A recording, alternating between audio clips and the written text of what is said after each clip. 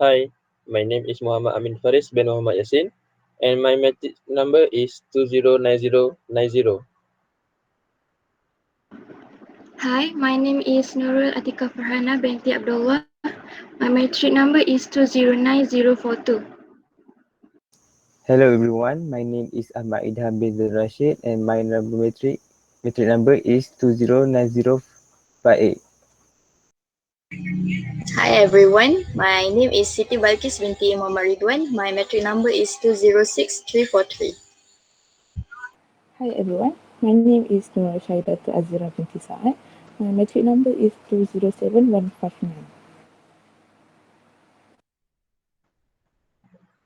Assalamualaikum and good evening, everyone.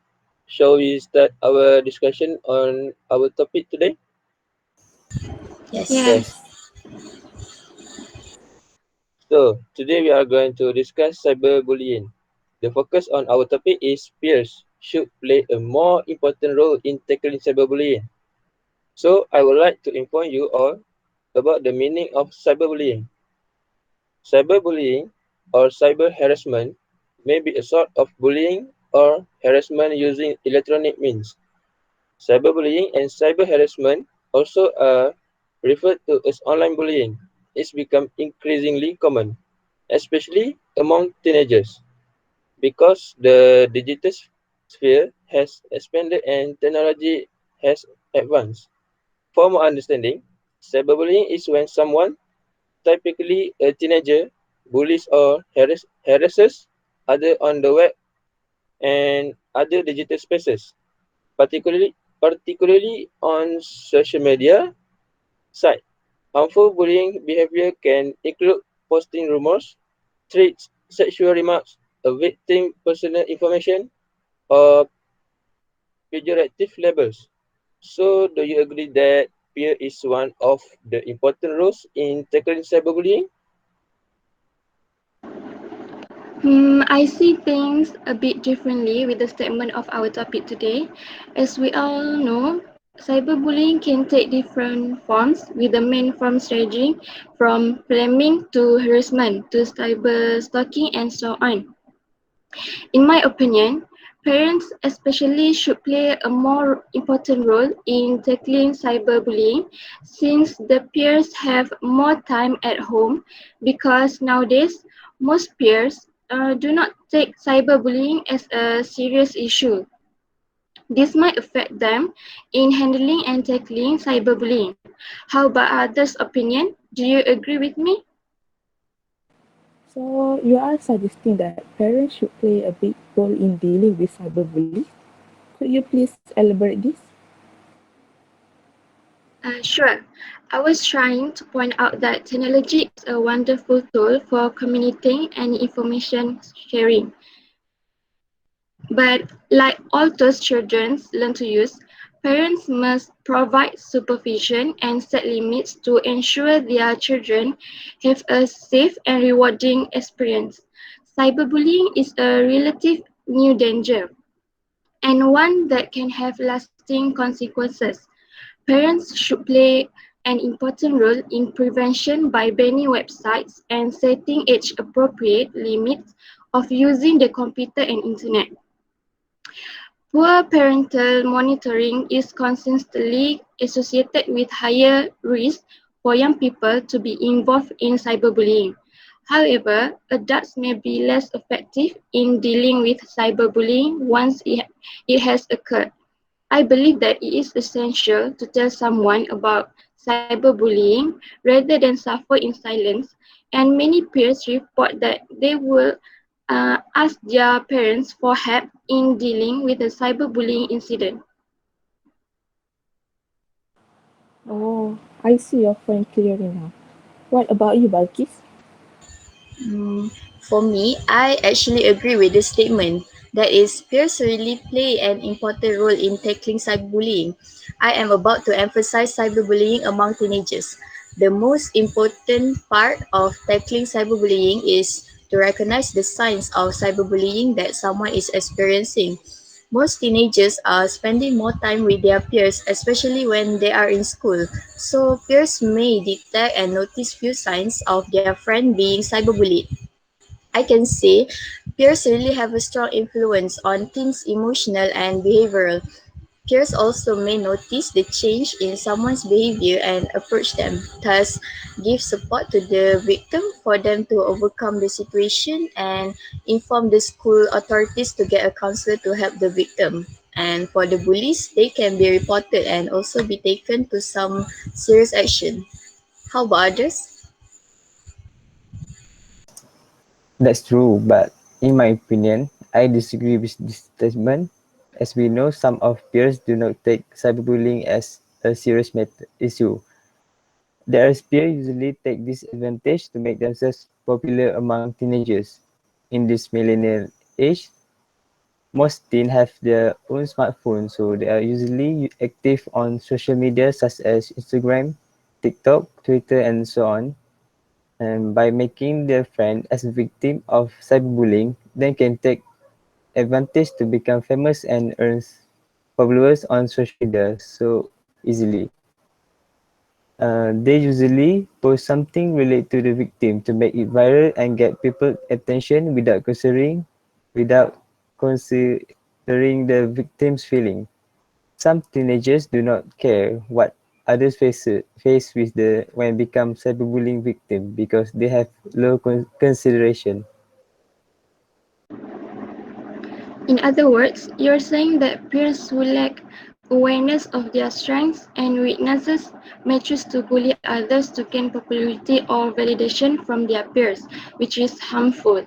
Some peers need excessive attention and get it by behaving inappropriately, like cyberbullying. Some peers some may seek positive attention by creating situations in which they hope to be praised, thanked, or admired. Some perhaps are not bothered about the quality of attention they get, just so long as they get it, and so will elicit negative attention perhaps by making a scene in public. What I mean is boys tend to bully by sending messages of a sexual nature or with messages that threaten physical harm. On the other hand, girls more commonly cyberbully by spreading lies and rumors or exposing their peers' secrets. In my opinion, I disagree with the statement because, as we know, cyberbullying is a harassment and intimidation that take place online.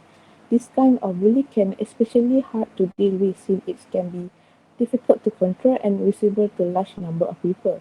For example, statistics for 2018 to 2021 show that 60% of people or parents with children aged 40 to 18 report to them that been bullied, and 90.2% out of 16% state that bullying occur through social media. Some parents even witness cyberbullying occur, with 10.5% indicating that they observe the cyberbully themselves. This shows that cyberbullying is such a big issue that needs to be handled carefully. I think it's better for adult or big organization to handle the issue of the cyberbullying. Excuse me, could you explain further on your opinion just now about big organizations can handle the issues better? Sure, my from my point of view, I believe that governments are more suited to handle this issue because they can punish cyberbullies through law. We have a law like Communication and the Multimedia Commission Act in the Penal Code, and specific law about cyberbullying are in progress to be discussed in Parliament according to the Communication and Multimedia Minister Saifuddin Abdullah. This is one of the way to overcome the cyberbully issue that keep increasing day by day. Is that clear? Yes, you have made your point very clear. Amin, do you have anything to add regarding Azira explanation? Oh, sure, Atika. I also have some opinion to say. For me, government punishment is after peers' responsibility. I said that because we as humans always get along with peers. Okay, for example, as a student in university. We eat together, work together, and so on. Our mind will easily be influenced. With that, they can easily believe their close friends. Not denied anymore that every person that has their own circle, which means they have a small circle of friends where they very much believe in each other. So they can help each other to tackle this issue. It is because peers love their friends very much and they will help each of their friends. Their mind also will affect by they want to do like hang out and so on. So the more they live together, the more they can understand their friend, either in a good mood or a bad mood. If this they cannot handle anymore, then they should ask for the government. But I also agree with your view, Azira. What do you say, Idham? I feel the same with you. As you mentioned, humans have an innate desire to get along with their peers. I totally agree with the statement, and I think it takes more time and work for the government to handle or take action to overcome this problem. As we are concerned, we must take an immediate solution so peers can take a role to give moral or any kind of way to support the cyberbullying victim who are their friends. As Amin says, peers are more understanding and able to provide physical and moral support. I get your point, Azira, but I agree with Amin's point.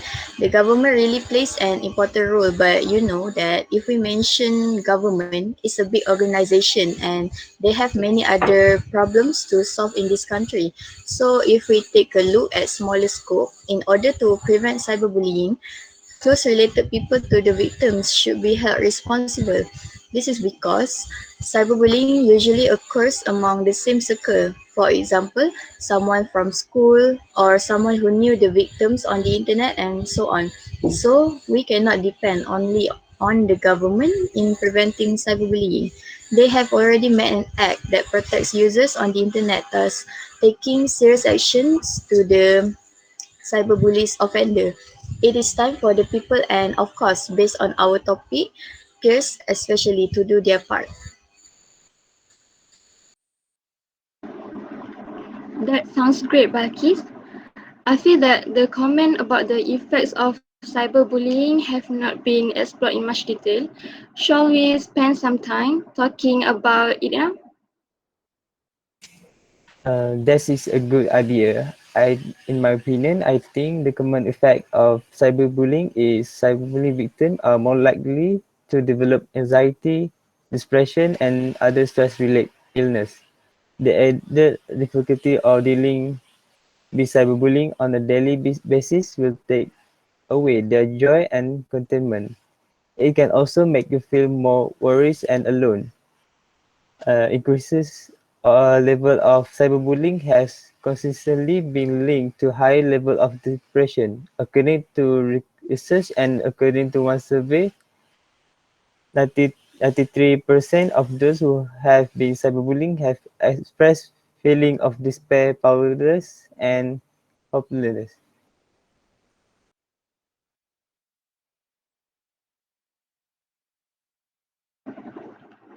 Yes, that's true, Idham.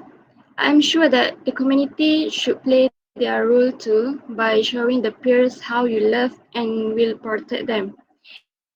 Peers who are at risk for a variety of mental health problems such as depression, anxiety, diminished self-esteem, and other stress-related. Remind peers that they are lovable and valuable, and that is bullies who are the ones with the personality problem. Excuse me, sorry to interrupt, but can I add something here? I think peers are not qualified enough to tackle cyberbullying because the maturity level between peers are mostly equal to each other, and this makes them unable to influence others by themselves. Obviously, older people have a lot of knowledge and experience in handling youngster rather than peer, especially in this big issue. So, are you saying that peers are not qualified to deal with cyberbullying because their maturity levels are mostly similar, making them unable to impact others on their own? Yes, you are right. From my research, I found an article that states a few reasons why kids cyberbullying lash out at others, and the reasons are quite immature. For example, when children are bullied, they often take revenge rather than dealing with the situation in a healthy manner. These kids often referred to as a bully victim. Bully victims believe their acts are justified because they too have been bullied and tormented. This shows how they can influence their peers when they think like this. Furthermore, they think that many people are doing cyberbullying. When teens feel that many people are harassing them online, they are more likely to partake in the behavior themselves. Since their peer group support the action, it does not seem to be a serious issue in their mind. Moreover, in order to fit in with a community that routinely harass people online, children can also cyberbully others. Then, what about other opinion? I agree with you, Azira. Peers do influence others through learned behavior, but instead of following the bad behavior, some may follow the good ones instead. Teens see their friends cyberbully others and not only learn the specific techniques or tactics, but also learn to justify their behaviors, such as assuming that their friends cyberbully others just to reaffirm the normality of their behaviors. But then they can change the normality and change to be better instead. This kind of mentality needs to be gotten rid of so that teens can prevent cyberbullying, especially in school environment. Yes, Azira, I agree with you. As we can see, nowadays teens protect their friends from danger. When we talk about teenagers, we know all of us has experienced being one of them. The time we thought that our friends are very important after family, and sometimes someone said that friends are more important than family, and I believe that that person has a problem with his or her family. I totally agree with you. When teenagers face any problem, they are mostly afraid to share the problem with their parent or family because they do not feel the family can help or understand the problem they face. So usually they will ask their peers to help them solve any kind of problem. May I add something? In my opinion, most teenagers are more comfortable sharing their problems with peers rather than sharing with adults. Study of 177 7th grade students in Canada shows that less than 35% of bystanders reported the cyberbully incidents to adults. Atika does mention before that it is better to tell someone about the cyberbullying incidents rather than suffer in silence alone. Victims usually just ignored and thought it was no big deal and just live with it. They choose to ignore it because they believe that when they tell the adults, it will not make any difference. Thus, they stay quiet instead. But actually, when they share their experience of getting cyberbullied, it helps in lessening the burden off their shoulder. Yes, Balkis, absolutely. It is because the teenagers are very easy to read their friends. I mean, when their friend has a problem, they can know that by looking on their face, emotion, and language while talking to each other. I partially agree with you, Amin. Earlier, Artika has explained the role of parent, and I believe that parents also play the most important influence in tackling cyberbullying rather than peer. This is because parents know their children better from personality, and children will listen more to their parents as they should. For example, explain the rule of interacting with people, whether face to face or online platform. Moreover, parents can control their children's activity when surfing the internet. Parents can make their children understand the privilege of technology, so they will be more understand aware of their action without getting involved in bad activity. This small action can prevent cyberbullying from becoming bigger. For your information, sexual also can be cyberbullying. From the research, whereas in two studies of cyberbullying among college, students with the age group 16 to 19 years, found that victims reported such disturbing behavior as being told to kill themselves, being sexually harassed, being taunted on account of their religion, being bullied on account of their sexual orientation, being attacked by a gang of former friends on Twitter. Twitter is one of the most social media that can be trending news on there. In addition, these apps also have many cases of cyberbullying, like someone sharing inappropriate things like indecent picture or videos and forcing them to do those things.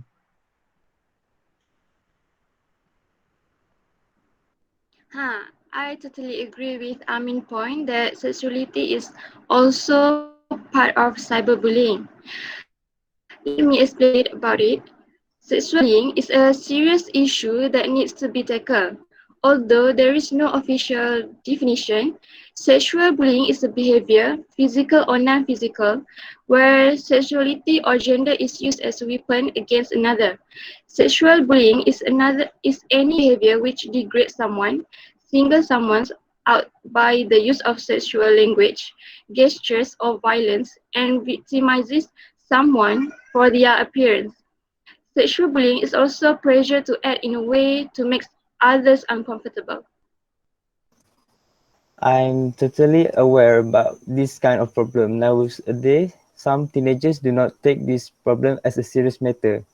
Some teens use emotional blackmail to force someone to do sexting, such as threatening to end a relationship if they don't submit a picture.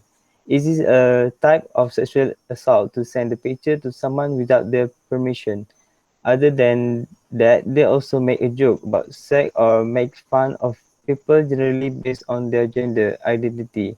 And in serious situations, something briefly touch any body part, clothing, face, or hair without considering is as sexual bullying. More importantly, what is your view on how to handle sexual bullying?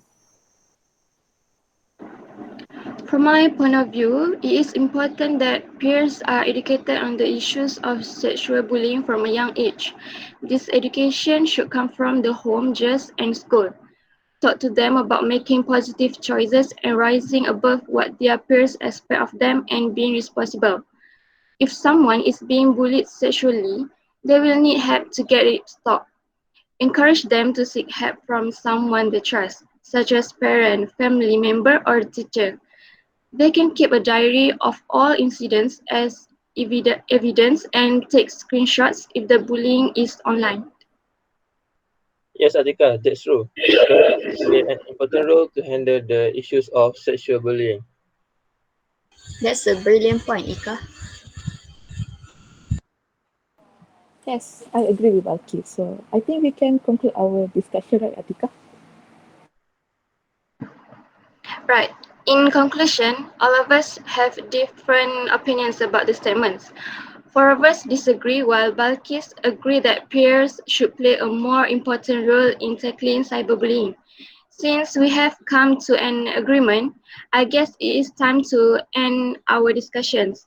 Thank you everyone for your contribution to this discussion. Bye. Thank you. Thank Bye. you. Thank Thank you. you. Bye. Bye. Bye.